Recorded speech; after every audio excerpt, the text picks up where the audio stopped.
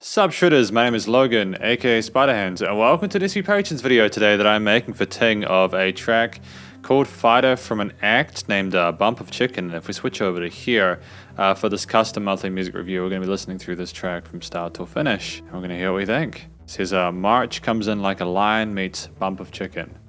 Let's go. We have lyrics as well at the end to check out.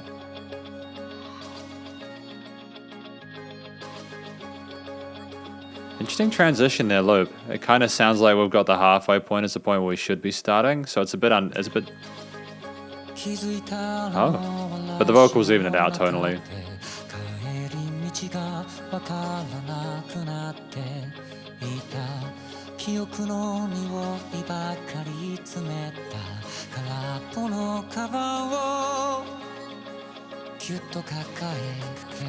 Great coloration of vibe to the vocal performance in general, actually. I'm liking these synth sequences as well, like kind of elevating it a little bit. Oh. And I like how the vocals are remaining consistent despite the development of the other parts of the arrangement and accompaniment.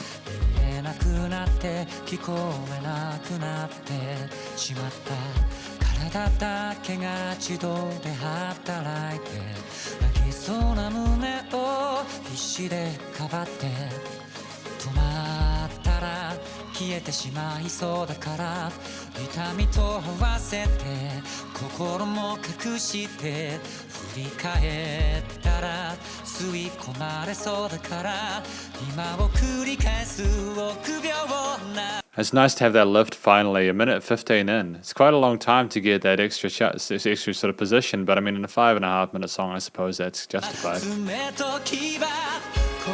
Oh. It's an unusual guitar tone in that top right of the stereo field, but I kind of don't mind it.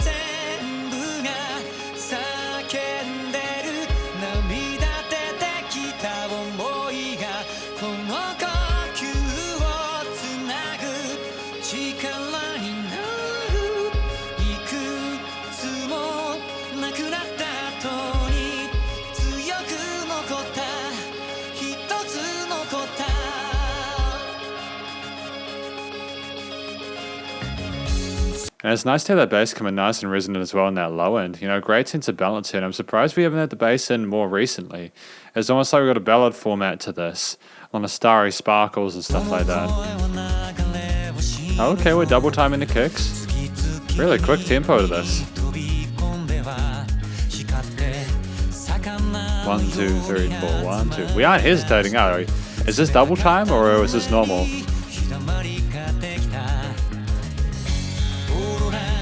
Oh, it's 8th note, it's just an 8th note groove. 1, 2, 3, 4. Cool, that makes a lot more sense to me.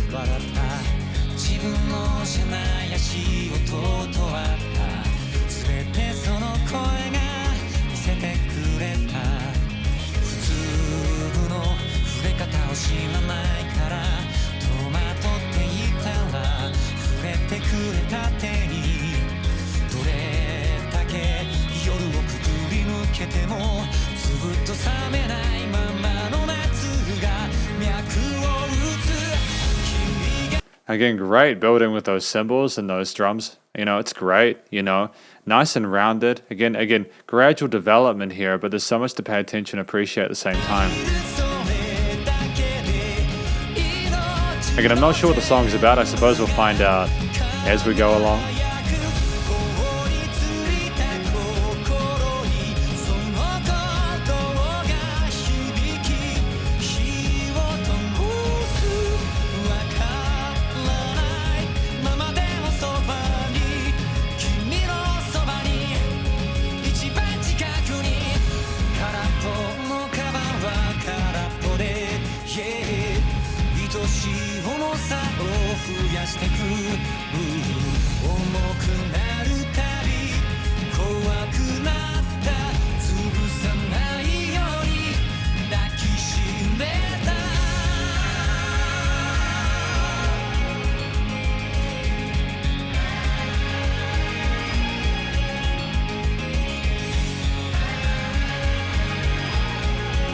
It's kind of weird having the guitars and the drums and the bass and that quick pace of everything alongside those vocal, you know, again, without the context of the lyrics, which we'll check out at the end.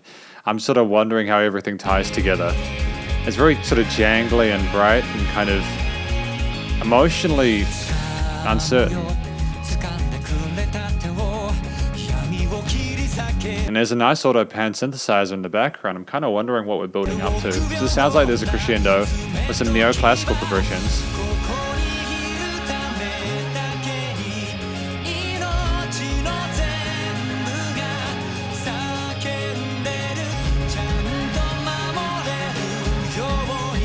It's so busy, I'm not actually sure if I like it. I'm not sure if I like how consistently busy it is. It's like we've got a lot of things sort of wanting our attention without necessarily wanting to commit to something in particular, aside from the vocals.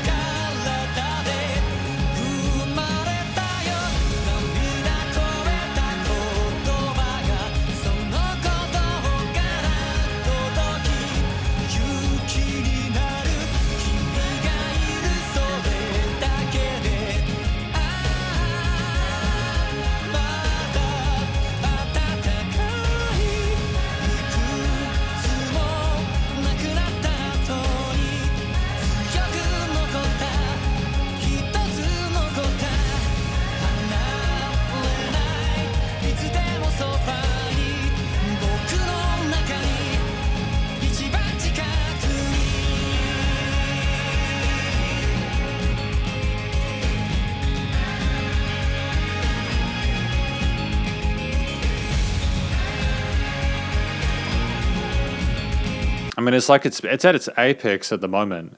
We've had the vocals come and go, and then we have the vocal sort of chants with the guitar, bass, and the synths and everything,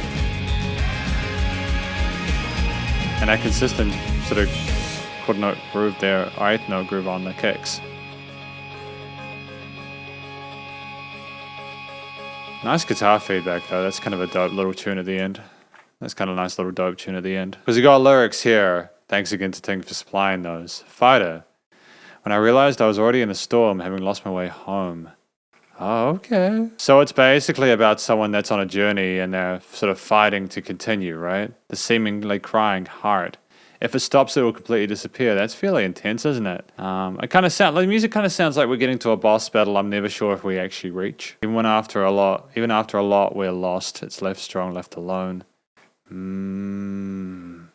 Their voice like a shooting star, one by one, enters the air and sparkles. So is this like a voice of hope or something like that? Is that an alternative to the silence I've had until now? That's kind of cute. This does sound like a big adventure though, doesn't it? I'm liking that the heartbeat eventually finds its own sort of presence and identity, and we find meaning in the journey itself. Oh, because you're here, everything in my life glows, and is frozen how your heartbeat resonates. Damn, dude. And a body able to protect you, I was born. I'm not sure if we literally mean to protect or like if it's figurative or if we actually meant... I'm not sure how to interpret it. I feel like there's some sort of nuance that I'm without at this point in time. I will never leave you, always by your side, inside me, closest to me.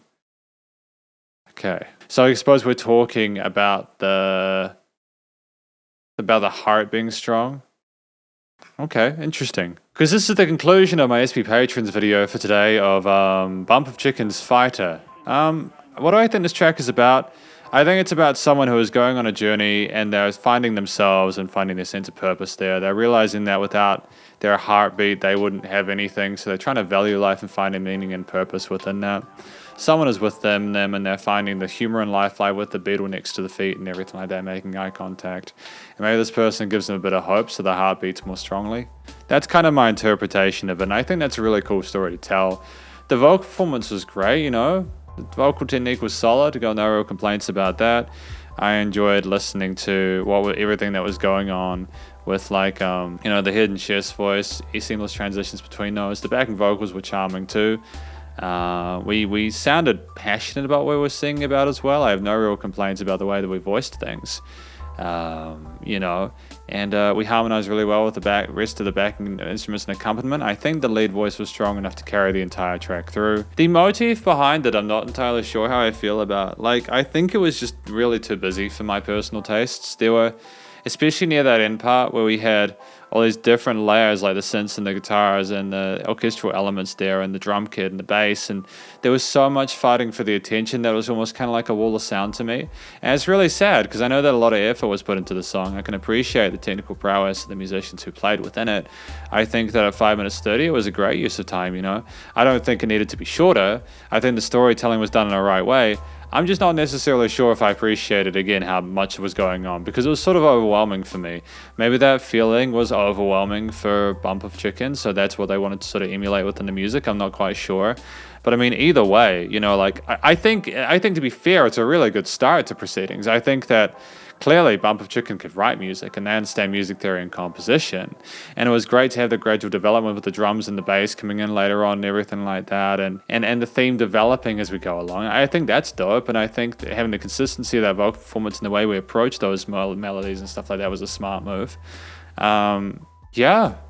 No, it's cool, man. Honestly, like, it's great. There's a lot of hope and potential within this, and I'm sure that for people who are a fan of Bumper Chicken and maybe a little bit more used to what they're all about, this is an absolute phenomenal time. It's like really exactly what they're looking for. For me personally, I think I'd want to have a few other tracks of Bumper Chicken to listen through before I can really form an actual perspective on them as a musician. I just think that maybe the concept they had for the song wasn't necessarily to my tastes because of just how much was going on there at that end, but I didn't necessarily feel the satisfaction that you usually get from everything coming together near the end, because I didn't know. We'd had a lot of that vocal melody there. We might have had sort of different ways of voicing the tail ends of it, but the core concept was repeated for those 5 minutes 30, and yeah. That's just how I subjectively feel about it. It's not a complaint about the quality of the performance or the effort involved. I think there's a lot of effort, and I can hear the quality of it. So it's purely subjective, any sort of critique. It's subjective, you know. You could argue a lot of music reviewing is subjective, but yeah, I'm not going to argue that in this video. It would kind of be like arguing myself, you know? The structure of the track with those verses and choruses repeated like that, and the gradual sort of almost through composed-ish kind of vibe, it was cool, you know? It was cool. You know, there wasn't really a note out of place. I could tell they were very deliberate with the way they wanted to voice the various instrumental parts and how they structured them in the arrangement. Again, clearly with the complexity of the harmonies and the coloration and everything like that, especially with those backing vocals coming in there with everything else, they knew what they were doing. This was again a deliberate decision by them to have their music like this, and I can't really fault them for that. The production, recording, mixing, and mastering, like even from that level, I can't really fault them, because like the vocals were recorded in treated magnificently. The rest of the instruments in the mix also sounded pretty damn good. I don't have an issue with any of those tones in that track whatsoever. I think it's a really great balance of different ingredients. I think the problem for me is that even if they've done all the stuff correctly, it's just a personal taste thing with the amount of different layers and what they're playing. Even if those are individual things by themselves that are palatable, it's how they kind of combine and amalgamate. That isn't a comment on a studio production, that even though it sounds very full in the headphones and stuff like that, it's how it's meant to sound. I think if we'd had a little bit less from each instrument, I even like had more of a sort of a balanced equilibrium there. I'm not sure, but that's just, again, it's subjective, as I've said a lot of different times here. And there'll be people who love it, and there'll be people who don't, and that's okay. Music it's all about choice, and you know, I can appreciate the professionalism of not only the performance and the songwriting and arrangement and composition, the vocals, but also the actual production itself. It sounds like a commercial release. You know, there was no resonant frequencies or anything weird going on in the spectrum there. It was nicely compressed and limited, and it was dynamic range, whilst also having changes of perceived, you know, whilst also being nice and loud without any pumping or any weird stuff happening. I mean, that's effectively my SP Patrons video for Fighter by Bump of Chicken. Hopefully you enjoyed it. If you did, please go check out Bump of Chicken's various social medias and a YouTube page, and stay cool, stay safe, and please remember to support your local musicians and artists at this point in time, as they need the help more than ever with all the crazy stuff going on in the world. And I'll catch you in the next. I'm struggling to talk right now. I think it's because I'm talking very quickly. I'll see you in the next SP Patrons video. Spiderhands Out.